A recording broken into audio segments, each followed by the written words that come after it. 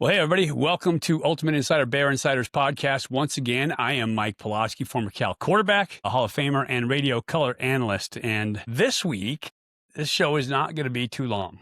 You can only keep saying the same thing so often, unless, of course, I go on a rant, in which case it'll probably go long. But that game last Friday versus Virginia Tech back in Blacksburg was not a good showing. The Bears did not look good in that game. There was no one phase where you can say they were really good or good. It was overall just not a great game. That said, the trip to Blacksburg, Virginia was awesome. Fall colors were there.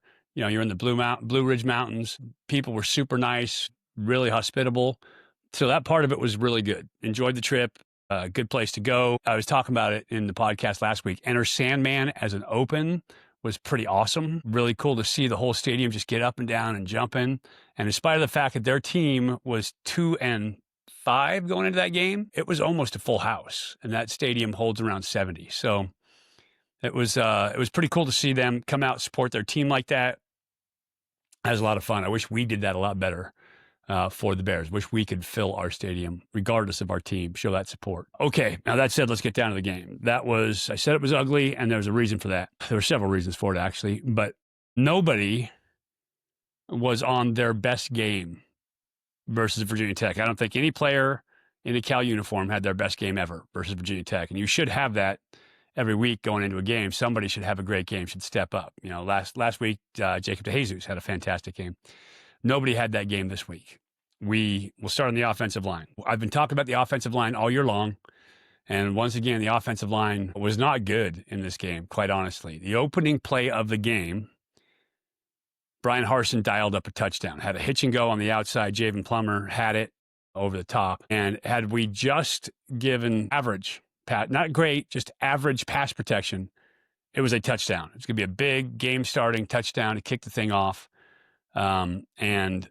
Instead, you know, our tackles have had some issues this year. We hinge at the waist, we lunge as a block, and it essentially was almost like our tackle wasn't even there, and our guard as well. And so, a young quarterback kind of takes it right in the teeth as he's there, has to scramble right away. It was a perfect setup for the play, good route on the outside, had the touchdown, and could not execute on it. And that was just a sign of things to come in the game.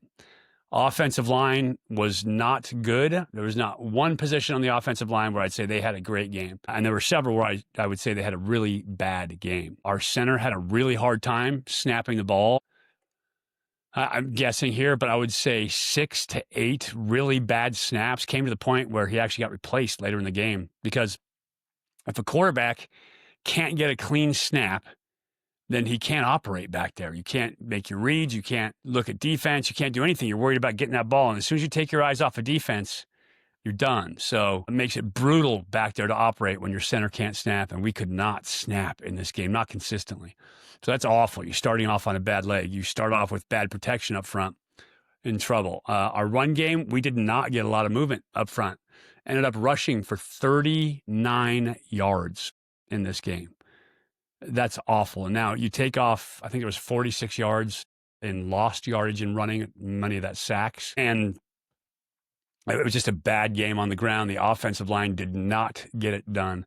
And you guys know me. If you've listened to this podcast before, if you've known me, if you've heard me over the years, you know I love the offensive line. I would not be hard on the offensive line if at all possible. But they were brutal in this game, and it was tough to watch as a quarterback. And it concerns me because we have a really good young quarterback. JKS is pretty special. And he has the potential to be really special. But if you put him behind an offensive line, it doesn't protect him. The game speeds up. He doesn't go through his reads. He doesn't hit the easy stuff. And then it just looks bad.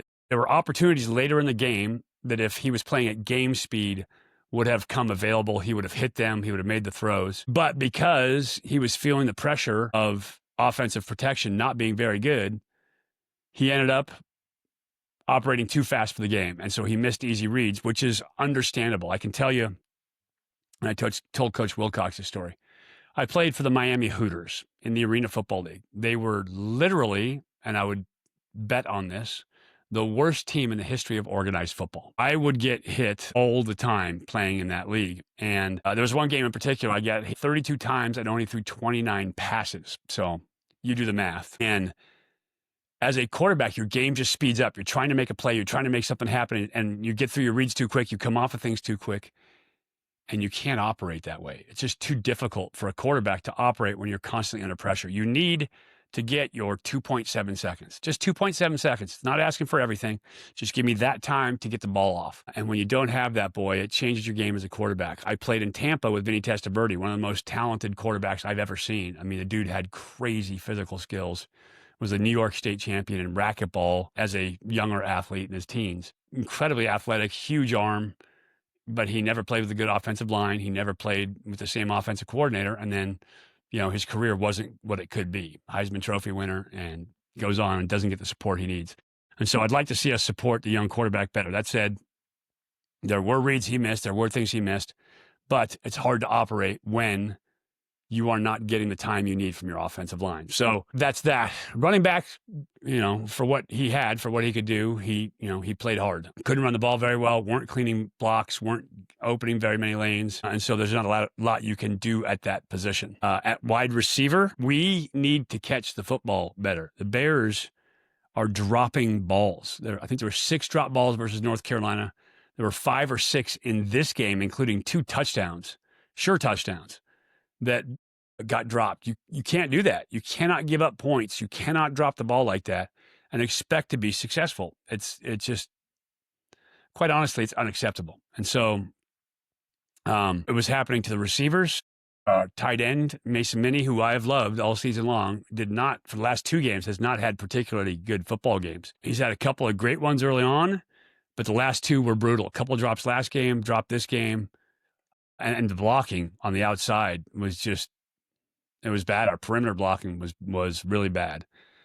And so offensively, as a whole, it was just a shit show. I would love to pick out some good stuff. There was some really good stuff down there. At one point, JKS sits in the pocket on a long RPO. He's about to take one in the teeth, and he drives the ball down the field to Jordan King, who, makes a good catch on it. Jacob DeJesus had some great runs after catch. So there was some good stuff too. I'm going to draw them up in my pause plays of the week. But that said, the majority of it just makes you feel like, I want to take a shower after watching that film. And so it just wasn't good. And I'm not going to pull any punches this week. They need to play better. I've said this from day one. You can't keep making the same mistakes and expect to win as you get later in the season. Teams around you are getting better. Teams are learning from their mistakes. They're improving. And they are getting it done. If you are making the same mistakes in week 8 that you were making in week 2, then there's a serious problem. And you need to figure out how to play the game better. You need to figure out how to play the game right and show it the respect it deserves. And right now, we have not been doing that. That leads to some players trying to make a bigger play in the moment and abandoning assignment. And on that note, we'll switch over to defense, because almost everybody on defense was guilty in this game. The interior of our defensive line, first string defensive line, was decent. They were pretty good. But our edge guys were not great in this game. We gave up contain when it was their job to hold contain. We weren't able to bring the quarterback down when it was their job. And so that was pretty poor. They were a zone read team. And so they're going to give that outside zone fake one direction, and they're going to key that backside player, whoever the contain player is. And if he chases, the quarterback, Kyron Drones, is going to keep that ball. He did. And more often than not, we were out of position. We were out of place. And it wasn't just the edge guys. The edge guys were culpable several times, but it was also our inside linebackers. And it was both of them. It was Farrelly and it was Cade. They were both out of position a lot. Luke Farrelly was out of position 5 or 6 times, from what I remember, at least 4. That I have written down in my book. And Cade missed it a couple times. Cade Uluave had a fantastic game. He got linebacker of the week in the ACC. He had, over 15 tackles, and he was all over the field, a couple sacks. But he also didn't play assignment defense at times. And the times that he didn't, it was huge. One of them was like a 46-yard run by Kyron Drones, because he was going to go try to make a bigger play than he needed to make. He was going to go try to tackle the ball carrier on the opposite side of the line, instead of staying home, playing his assignment, and playing the quarterback, in which case he would have had another tackle for loss. So, it was everybody. And then when the linebackers don't get it done, the safeties need to come down. They need to help out. They need to get that tackle down too. And they didn't. We also when we finally decided we're going to commit enough guys to the box to stop the run, then the safeties didn't cover up, and they hit a huge one down the middle of the field. I think it was to Takai Heath, but hit that just internal seam route or skinny post by the slot for the touchdown going away. And so it was kind of every level. They stretched Cal's defense horizontally, and then as they did that, they attacked it vertically. And Bears did not play well, not at the first level, not at the second level, and definitely not at the third level at the safeties as well. Also, Bears missed 30 tackles in this game. I will almost guarantee that that was the worst tackling performance in the U.S. during this weekend. 30 missed tackles. Gave up an extra 180 yards, according to the coach's stats. That's an insane amount of yardage to give up. You can't do that and win. And it explains, in part, why Virginia Tech had 357 yards rushing. That's a crazy number. It was bad defense across the board. And so physically, I don't know that they were that much better than Cal's defense, but schematically, their players were making the plays they were supposed to make. They were doing their assignment, and then within their assignment, they were winning. And Cal was not. And along with the tackling, there were players that were literally turning down hits. That is not okay. Your teammates see you curl up and shy away, no good. So it was a rough one this week. And I mean, you guys know I wear my heart on my sleeve. I'm a Cal guy. I've got the Cal tattoo. I wear the C on my arm, and I want to be proud of that. This week's game did not make me proud of that, I'll tell you. And so I just would like to see this team play better. They're way better physically than they are playing. Mentally, they need to get it together because that is what is showing up. And so kind of a rant. Told you it was going to be short. It wasn't rant, but those are my thoughts on the game this week. Bears need to figure out a way to get this together. To just stop making mistakes. It's super simple. Play your assignment. Do what you are coached to do. Don't try to do anything extra. Don't try to make the huge play. Just make the play that is slotted for you to make. Whether you are an edge rusher, whether you are a left tackle, whether you are a center, whether you are a safety, whether you are a receiver, it doesn't matter. Just do your job. It's that simple. It really is that simple. Everybody has an assignment. As a quarterback, it's your assignment to sort it out, but you need the support of the other guys around there to make that happen. So that's my thought. Now, I had the opportunity to talk to Travers family head football coach Justin Wilcox, and we will listen to that right now. Coach, where do we start with the game this week? I'd love to get your insights after watching game film. Yeah, played very poorly as a whole and still had a chance to win and didn't get it done. So I think if you look at the reasons we lost, it's going to be starting with defense. It's leverage and tackling. We had, I think, 30 missed tackles in the game for about 180 yards of offense. And so obviously you need to continue to work on tackling. There's technique involved. There's angles involved, and then there's the doing whatever you can do to get the other guy on the ground element of it. So that's a part of it. So we have to continue to coach that. The leverage is an issue, and then we had our C-gap edges, inside backers, safeties, and the option game did not play consistently enough. So that was the defensive issues. Offensively, snapping the ball, blocking up front and on the perimeter were issues at times, and then the drop balls again. I think we had 5 special teams. It was kickoffs, and having the chance at the end didn't convert it.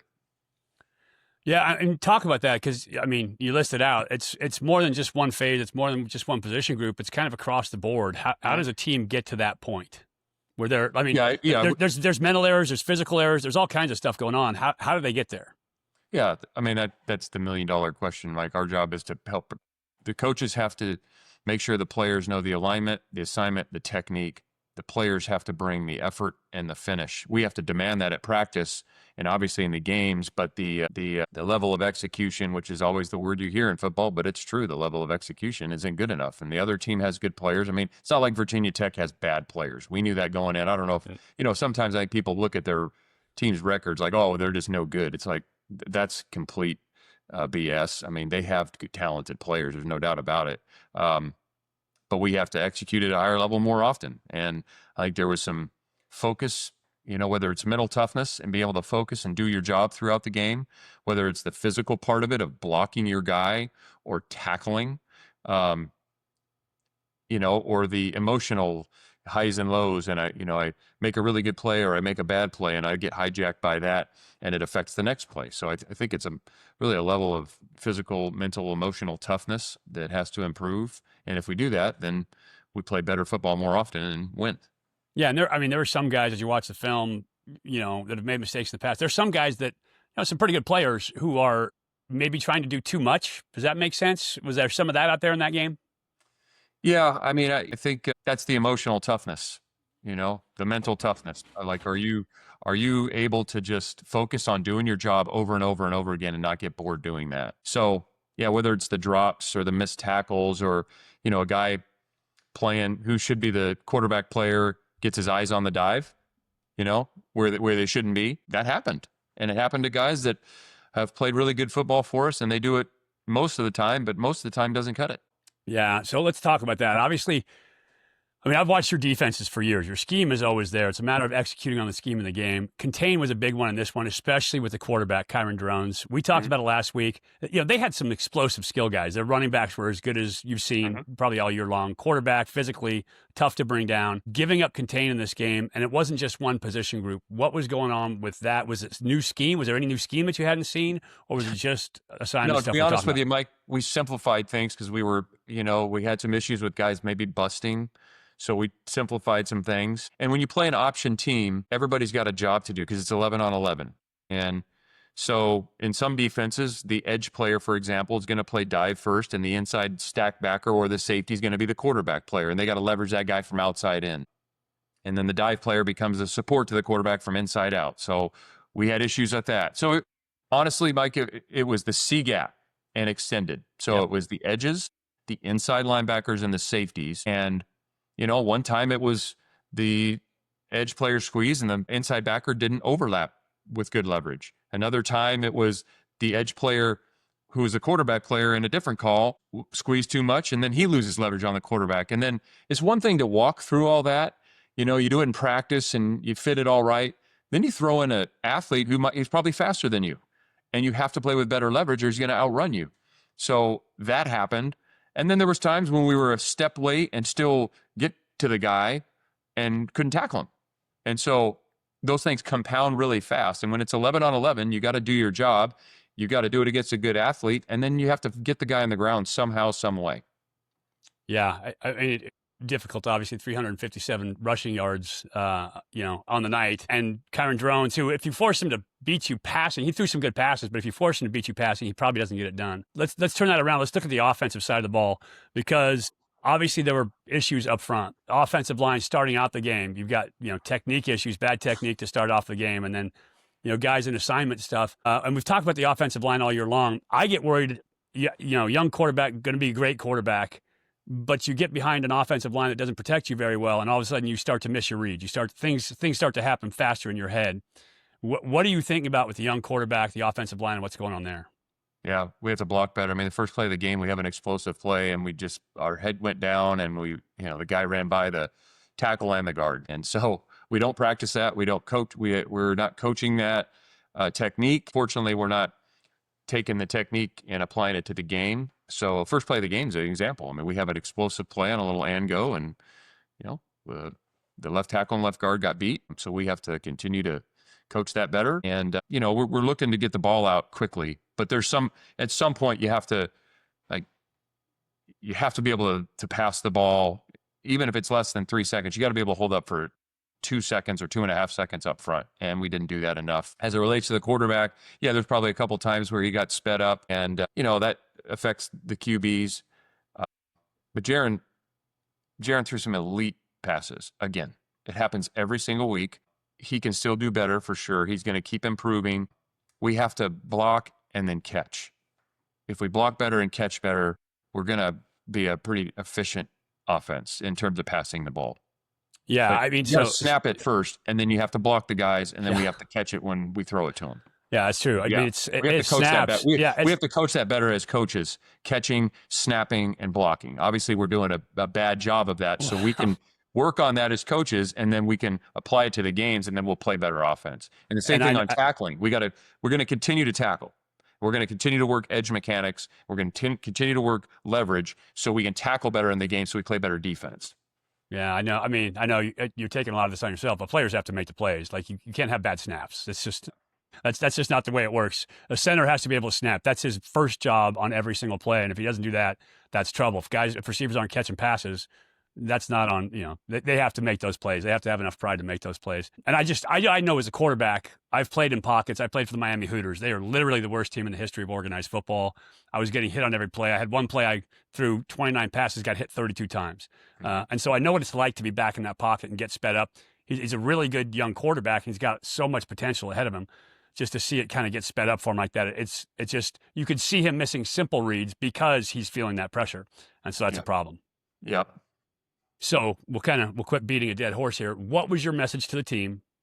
And then we'll move on to Virginia. Yeah, I think it's really a matter of mental toughness, resolve, emotional toughness. So if we're not applying what we're doing in practice or the techniques that we're asking in the games, why is that? Is it the matter of we're getting a little anxious in the games and losing our focus? Is it trying to do too much? When I'm the quarterback player, then I'm going to trust that the edge player is playing the dive, and I'm going to overlap for the quarterback, and I'm going to do my job. And if I do that, we'll have a lot better chance to have success, as opposed to I thought I saw this, I thought I saw that. Like that you don't do that in the option game. Okay. So I think it's a matter of that. And then there's a couple guys that have to play more physical. That's just, whether it's blocking on the perimeter or tackling in the secondary, we just have to play more physical. Yeah. Talk to me about Virginia. What do you see on film? Yeah, good team. They've won 4 really close games, 3 overtime games, and then won another one on a safety, essentially, against Washington State. So the ACC is very, very competitive. There's a lot of parity. They found a way to win games, so they're playing really well on the clutch. Offense is really good. Backs are good. They got playmakers on the perimeter. The quarterback's a really good player. O-line does a great job working together with, and the tight end as well. Defense, a lot of different change-ups, coverages. They're forcing turnovers. Safety's an excellent player. The 2 edges are massive. The nickel's a very, very good player as well. A lot of backer plugs and pressures. So we'll have to be really good in the pressure game. And this is a team historically, Virginia, right? The kind of middle of the pack team. What have they done to kind of elevate their game to get them where they're at right now? Or is it just a matter of making plays? Yeah, I think that ACC, if you just look at all the teams. The difference between, teams that have won 7, 6, or 5 and the teams that have won 2 or 3, it's a play. It's 2 plays. It's 3 plays. It's not much. So I don't get this. I don't know if people, again, we mentioned this earlier, in general, people like Virginia Tech has really good players, really good players. They're a handful of plays from being, a 5 or 6 win team. It hasn't gone that way for them. Virginia is doing a hell of a job. They do a great job coaching them, and then those guys are making key plays at key times. And there's a lot to that. We just talked about it. The players showing up and making the plays in the critical moments. So I think that's what they're doing. Yeah. Well, I appreciate it, Coach. Thanks again. I know it's always tough on a week like this, but I appreciate you showing up. All right. Yeah. Thanks, Mike. So that's Coach Wilcox. Obviously, he's not very pleased with this game as well.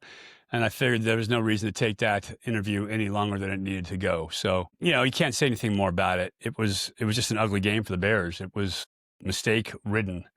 And at this point of the season, you can't be making mistakes or else somebody's going to kick you right in the teeth. And Virginia Tech, a 2-5 team coming in, kicked the Bears in the teeth with their running game especially. So it was an ugly one. One of the cool things, though, about that game was I told you they had that Enter Sandman open. If you haven't seen it, you should check it out on YouTube. It's really cool. They play Metallica's Enter Sandman, and the whole stadium jumps up and down, and it gets everybody going. It's a lot of juice.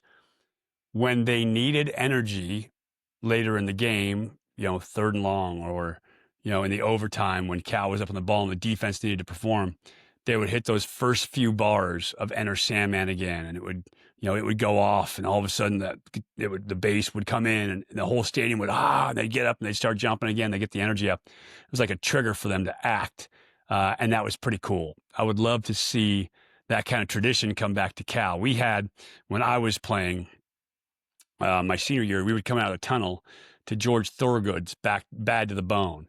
and you would get that first guitar riff, and the stadium would kind of light up, and it would just be this energy in the stadium. It'd be nice to have that back in Memorial Stadium. I would love to see that. So just a thought on kind of our game production, something we could do better there to help the team would be awesome. Cool to see it down at Virginia Tech and how they produce that game. They do a nice job with it.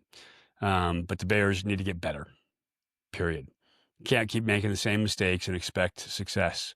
You know, they say that's a definition of insanity, doing the same thing over and over and expecting different results.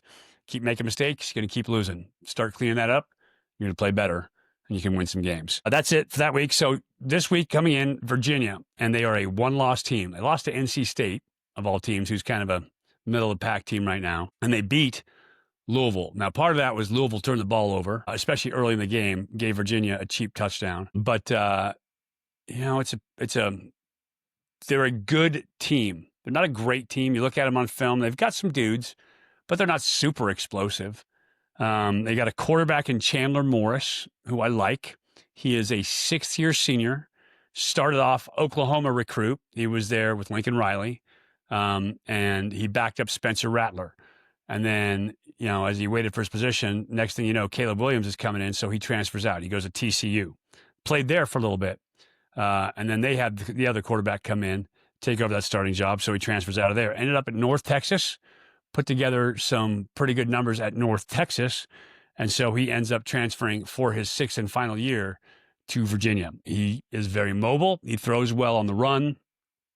He's an accurate passer from the pocket, and he can spin it. So I like him. He spreads the ball around. He's really good at distributing the ball to kind of a multitude of receivers. So I like him as a quarterback. They have a running back in Jabari Taylor, who is a good football player. He is fast-ish. I don't know if he's as fast as Nate Shepard from Duke, but he's pretty fast. He's got some wheels. He can capture the edge on you, and so he is a good football player. And then they got receivers. Cam Ross, who is a seventh-year slot receiver for him. So what you're seeing is a lot of veteran leadership on this Virginia team. And that means something. I'll tell you about it in just a second. But so Cam Ross, seventh-year slot receiver, makes some big plays for him. Good player at that slot position. Jamal Edrin, another wide receiver for him. Latrell Harris, another wide receiver for him. And so they got some dudes out there that can make some plays. They have a ton of veteran leadership, which has helped them this year because they have won 3 games in overtime. You know, they're 3 plays away from being a 2-win team, so or a 3-win team, right? So they're that maturity level, that ability to stay in it has been very good. Tony Elliott's got a plan. And again, they're a good football team. I don't think they're a great football team. Their record 7-1 tells you they're pretty damn good, but I think they're pretty fortunate and they're able to keep focus when it counts in those overtimes when they need the play. And that's something that the Bears haven't been able to do especially in the games they lost this year, but even in the games they won, at times they just kind of fall apart. But they're committing some penalties, they're committing some mistakes, they're doing some things that could get you in trouble too, but they've just been fortunate enough to get away with those this year. And so that's what you're seeing in this team. It's kind of one of those lucky horseshoe years for them. Their defense is okay. Their back end, I think, is a little bit suspect. Obviously, they still have good athletes. It's not, but their back end is not the best that we've faced this year. So there's a chance if the Bears can put together a clean game, don't shoot themselves in the foot, no negative plays, no turnovers, all those things that we talked about. Just do your assignment. Just do that. The Bears can win this game. It's at home. It's 12:45, so time differential is not a big deal for the Cavaliers this week. It is a long trip, but that's how it works in the ACC these days. It's bi-coastal, so they're feeling it. They're feeling good. They're 7-1. They bring in energy. They feel like they're going to win this game. They're going to find a way. They're going to look at that last film of Virginia Tech, and they're going to think, "Whew, man, we're going to come in and blow these guys out." And so the Bears need to strap it up and need to play a good football game this week. Virginia, there's a reason they're 7-1. They've found a way. They're opportunistic. They take advantage of the opportunities they've had. Bears have to dial it up. It's on them at this point moving forward. Doesn't matter what the other team's about. It matters how they play, what they do. If they can focus and do their job on this play, I would expect that we would see some different receivers this week. Love Tron Grizel, like Mark Hamper, but they are not good enough to drop balls in games like that. Can't do it. Jacob DeJesus continues to play well. And so he's become the go-to guy for the Bears. That's super important. Mason Minnie's got to get back on track, dropping footballs at that tight end spot, especially when he was he's the guy that had the biggest play for the Bears from scrimmage this year. And so he's got to be the guy that steps up, that makes the play, that catches the ball, that makes the blocks on the outside too. You can't just be a pass catcher as a tight end. You got to make the blocks. You got to block in the run game. You got to block in the pass game. You got to block in the screen game, all that stuff. And so everybody across the board has to pick it up. And that's what it is. Anyway, games at 12:45 this weekend. You can catch my call along with Justin Allegri on KSFO 810. We will have pregame action for you starting at 11:45. And you catch us all there. If you want to, you can actually watch us now on YouTube. And I believe it's being sponsored by Bear Insider. So you can watch it live from the booth. Put that on. If you have YouTube TV, you can sync those up, listen to our call while you watch that game. And it'll be a lot of fun for you to have the hometown announcers for you. Anyway, that's it for today. Sorry, it went a little bit long. I did rant. Sorry about that. But, as a football guy, as a Cal Bear, as a guy who has a tattoo on his sleeve, I like being proud of my Bears. And this game made it really, really, really tough to be proud of them. So they need to pick it up. They need to get better, and they need to get back on their winning ways. That would be great. Less mistakes, do your assignment, do your job, play one play at a time. All that coaching cliche stuff will make it all better. As for me, I've talked enough. I appreciate you watching. As always, I'm Mike Pawlawski for Bear Insider and Ultimate Insider. Go Bears.